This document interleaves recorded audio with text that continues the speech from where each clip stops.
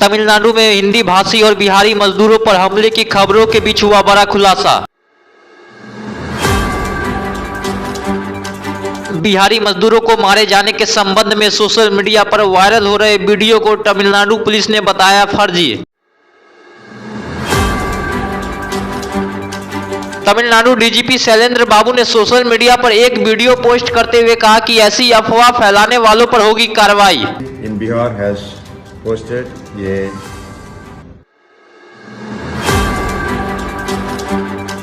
तमिलनाडु में बिहारी मजदूरों पर कथित हिंसा के बीच मुख्यमंत्री नीतीश कुमार ने बिहार से 4 सदस्यीय टीम को भेजने का दिया आदेश। मुख्यमंत्री नीतीश कुमार ने कहा कि आज टीम तमिलनाडु जा रही है। टीम में शामिल अधिकारी वहां जाकर एक एक चीज को देखेंगे। हमने अपने अधिकारियों को कह दिया कि जरा पता करें। उन लोगों ने यहाँ बात की और कल कहा कि यहाँ से टीम भेज दीजिए। टीम जा रही है और जाकर के एक चीज को देखेंगे। तमिलनाडु के मुख्यमंत्री एम.के. स्टालिन ने बिहार के लोगों पर हो रहे हमले पर प्रवासी मजदूरों की रक्षा करने की खाई कस्में। तमिलनाडु सीएम ने कहा है कि प्रवासी श्रमिकों को डरने की जरूरत नहीं है। अगर कोई आपको धमकी देता है तो हेल्पलाइन नंबर पर कॉल करें। तमिलनाडु सरकार और हमारे लोग प्रवासी श्रमिकों की रक्षा के लिए खड़े होंगे। बिहार के आरा से पूर्व सांसद मीना सिंह होंगी बीजेपी में शामिल। एक दिन पहले ही मीना सिंह ने जेडीयू से दिया था इस्तीफा। बीजेपी प्रदेश अध्यक्ष संजय जायसवाल ने मीना सिंह के पार्टी में शामिल होने वाली खबरों की पुष्टि की है। जल्द ही बीजेपी की सदस्यता ग्रहण करेंगी मीना सिंह। मीना सिंह जेडीयू के महागठबंधन के साथ जाने वाले फैसले से है नाराज। जेडीयू छोड़ने के बाद मीना सिंह ने कहा कि वह कभी भी नीतीश कुमार से अलग नहीं होना चाहती थी। आज मैं जेडीयू से इस्तीफा का ऐलान कर रही हूं। साथियों, सच ये है कि नीतीश कुमार जी के साथ मैं कभी जुदा नहीं होना चाहती थी।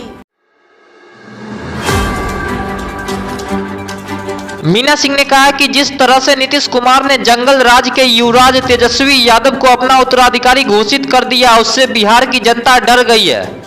जिस तरीके से जंगल राज के युवराज को अपने उत्तराधिकारी की घोषणा कर दी है, बिहार की जनता डर गई है। आम आवाम को पुराने दौर की वापसी दिख रही है। ऐसे में जेडीयू के साथ मेरा रहना मुमकिन नहीं।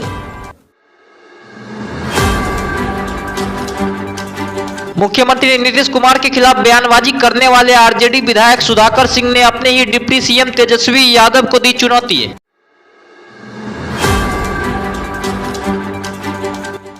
आरजेडी विधायक सुधाकर सिंह ने पार्टी से निकाले जाने वाले बात पर तेजस्वी यादव को दिया जवाब। सुधाकर सिंह ने कहा कि जनप्रतिनिधियों को हटाने का फैसला सिर्फ जनता को होता है। उनसे पूछा जाए जिन लोगों ने इस बात को बोला। लोकतंत्र में चुने हुए जनप्रतिनिधियों को निकालने का अधिकार केवल और केवल जनता को है। वो 2025 में निर्णय लेगी कि हमारे काम ठीक है या नहीं है, और उस हिसाब से जो होगा आप सबके सामने रिजल्ट आएगा 25 का कि हमको जनता ने चुना या नहीं चुना। बिहार के समस्तीपुर में पूर्व मुखिया और उसके साथी की गोली मारकर हत्या के मामले का हुआ सनसनीखेज खुलासा। पूर्व विधायक ने हत्या की रची थी साजिश। दिल्ली से पूर्व विधायक के भाई लालबाबू सिंह की गिरफ्तारी के बाद हुआ खुलासा। एसपी विनय तिवारी ने गिरफ्तारी के बाद दी जानकारी। एसपी विनय तिवारी ने बताया कि पूर्व विधायक रामबालक सिंह के एक लड़की के साथ आपत्तिजनक वाला वीडियो पूर्व मुखिया के पास था। इसी के कारण को लेकर पूर्व विधायक ने हत्या की रची थी साजिश।